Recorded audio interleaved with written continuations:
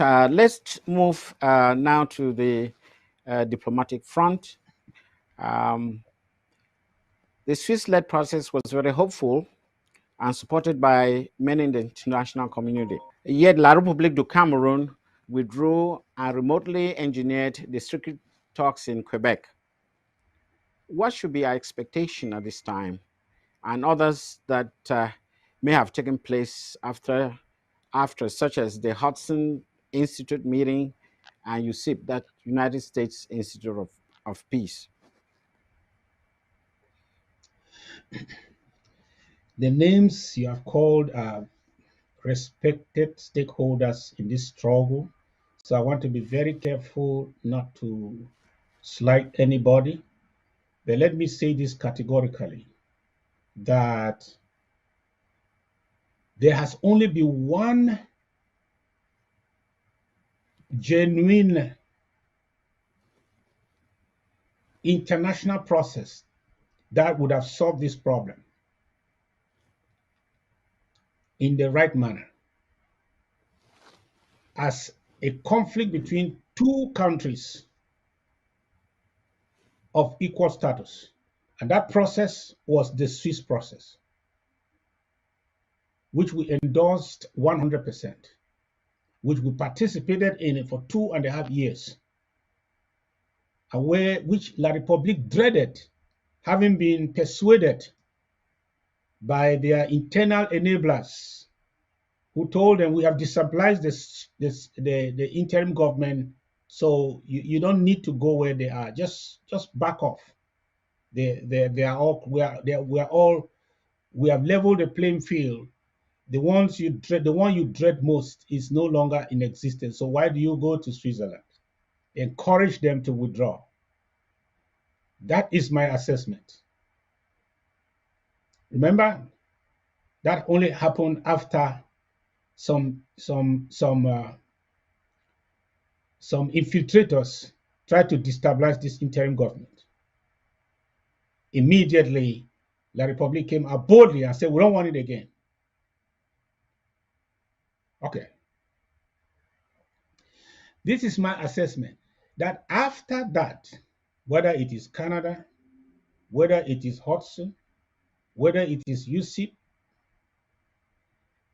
these have been La République and crooked international stakeholders' attempt to truncate genuine dialogue. That's my assessment. Everything that happened after La République voluntarily and unilaterally withdrew from Switzerland are just attempts by La République and crooked international stakeholders to truncate genuine dialogue. By genuine dialogue, I'm talking about the kind of dialogue that will bring the people of Southern Cameroons and the people of La République du Cameroon on a table as equal stakeholders, as equal parties, to talk about a union of equals that failed. So that is what has happened. Here is the thing: they want to help La République to truncate genuine dialogue, because a genuine dialogue must have the government of Ambazonia that is the symbol of a restored nation. Without a restored nation on the side of Ambazonia, there is no equality. The talks will only happen between two unequal parties.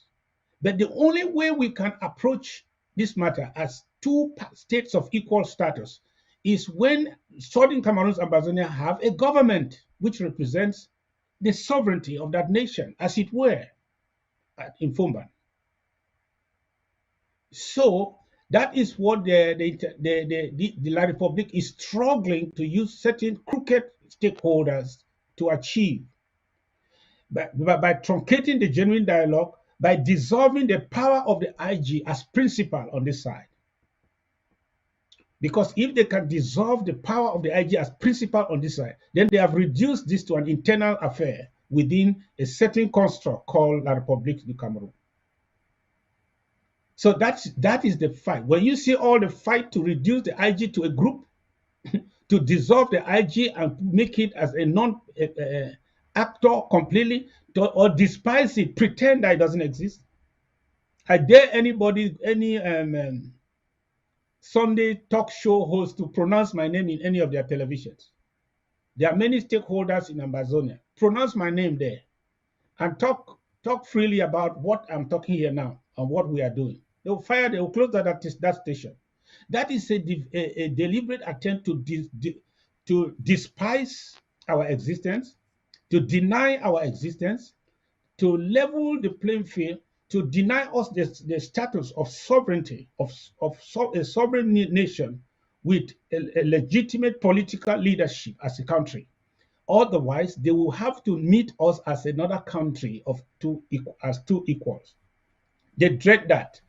And they wish us away. We're not going anywhere. I'm sorry. The interim government is here. The God that was with Joah and that was with Foncha and with all the founding fathers is with us. The same God is with us. We are going nowhere. La Republic will meet us as two equal parties, or there will be no dialogue. We are not going to meet them as their subjects because we have never been their subjects.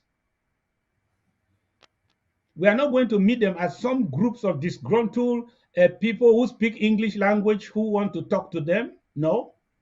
We are going to meet them as the representative of the legitimate representative of the nation that they attempted to annex and assimilate and failed. They will meet us. That's how they will meet us. And so the interim government is here. Go and tell them that try to take us out of the equation, that we are still here. Thank you, Mr. President. Again, as a follow-up to that very exhaustive explanation, what has become of the stakeholders and the movement for a referendum?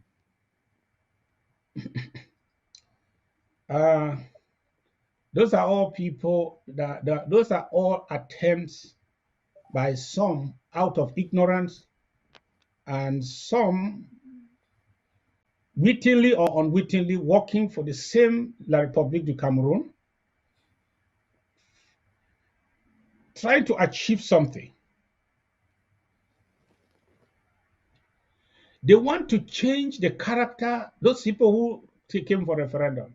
Unfortunately, I'm talking about this again. I thought we have, that was buried. For your information, that project is dead and buried.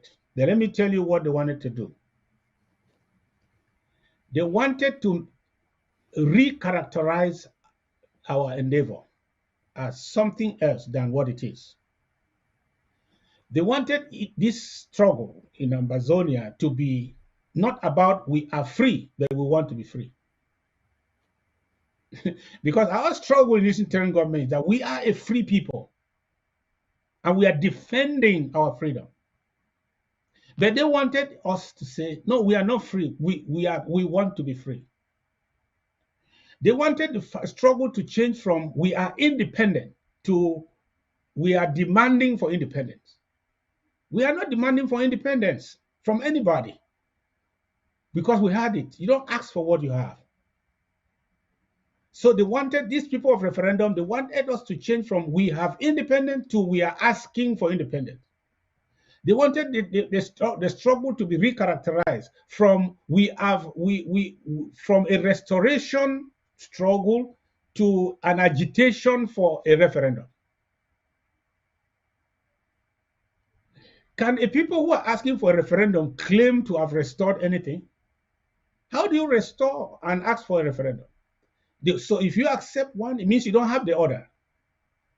If you accept the fight for a referendum to give you the give you the independence, it means you did not have it in the first place.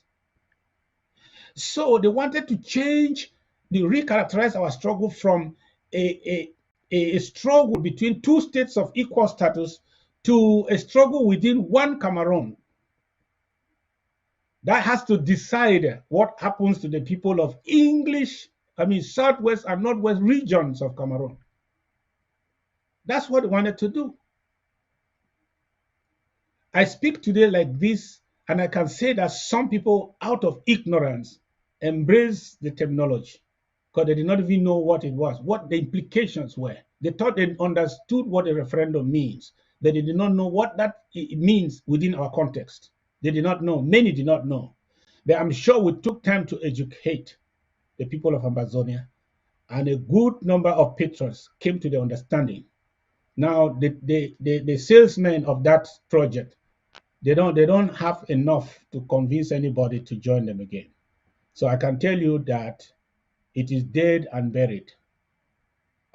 We will This matter will only end by recognition through fighting or recognition through negotiation. To add that I was witness when the Canadian government, through the HD, apologized to you for having made the error of constraining us a region in La Republic Cameroon. So I can say that here without fear, because that apology was said to you in my presence. Thank you.